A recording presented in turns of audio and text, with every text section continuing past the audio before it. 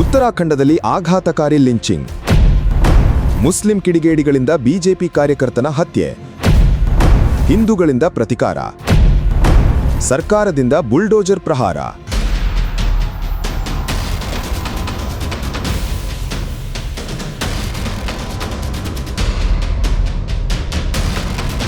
ಉತ್ತರಾಖಂಡದ ಡೆಹ್ರಾಡೂನ್ ಜಿಲ್ಲೆಯಿಂದ ಒಂದು ಆಘಾತಕಾರಿ ಸುದ್ದಿ ಹೊರಬಿದ್ದಿದೆ. ವಿಕಾಸ್ ನಗರದ ಸಹಾಸ್ಪುರ ಪ್ರದೇಶದಲ್ಲಿ ಬಿಜೆಪಿ ಒಬಿಸಿ ಮೋರ್ಚಾದ ಜಿಲ್ಲಾ ಸಹ ಸಂಚಾಲಕ ವಿನೋದ್ ಕಶ್ಯಪ್ ಅವರ ಹತ್ಯೆ ನಡೆದಿರುವುದು ರಾಜ್ಯಾದ್ಯಂತ ಭಾರೀ ಕೋಲಾಹಲಕ್ಕೆ ಕಾರಣವಾಗಿದೆ.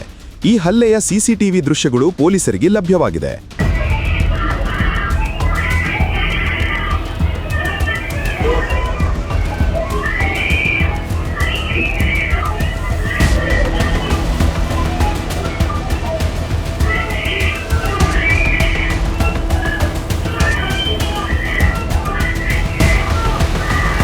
ಬೈರಾಗಿವಾಲಾ ಗ್ರಾಮದಲ್ಲಿ ನೀರಿಗೆ ಸಂಬಂಧಿಸಿದ ವಿವಾದವೊಂದು ಇಂಥ ವಿಕೋಪಕ್ಕೆ ತಿರುಗಿದೆ.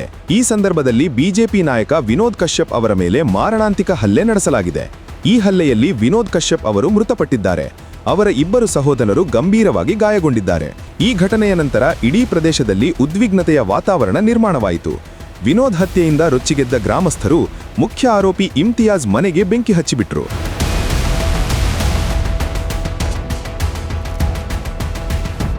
ಇಷ್ಟೆಲ್ಲ ಆದ ಮೇಲೆ ಘಟನಾ ಸ್ಥಳಕ್ಕೆ ಬಂದ ಪೊಲೀಸರು ಹತ್ಯೆಯಾದ ವಿನೋದ್ ಕುಟುಂಬಸ್ಥರ ಮೇಲೆಯೇ ಧಮಕಿ ಹಾಕಲು ಆರಂಭಿಸಿದ್ರು. ಅಲ್ಲಿ ನೆರೆದಿದ್ದ ಗ್ರಾಮಸ್ಥರ ಮೇಲೆ ಲಾಠಿ ಚಾರ್ಜ್ಗೆ ಮುಂದಾದರು. ಆಗ ಸ್ಥಳಕ್ಕೆ ಧಾವಿಸಿದ ಶಾಸಕ ಮುನ್ನಾ ಸಿಂಗ್ ಚೌಹಾಣ್ ಪೊಲೀಸರನ್ನ ತರಾಟೆಗೆ ತೆಗೆದುಕೊಂಡ್ರು. ಗ್ರಾಮಸ್ಥರು ಫೋನ್ ಮಾಡಿದಾಗ ಯಾಕೆ ಸ್ವೀಕರಿಸಲಿಲ್ಲ, ಸ್ವೀಕರಿಸಿದ್ದರೆ ಒಂದು ಜೀವವನ್ನು ಉಳಿಸಬಹುದಾಗಿತ್ತು ಎಂದು ಪೊಲೀಸ್ ಅಧಿಕಾರಿಯ ಮೇಲೆ ಗರಂ ಆದರು.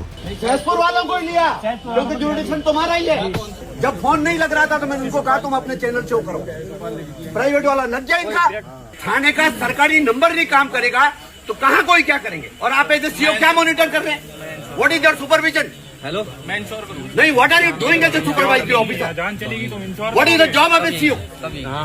सीओ का जॉब क्या है? आप भी प्राइवेट नंबर पे बात करते होंगे।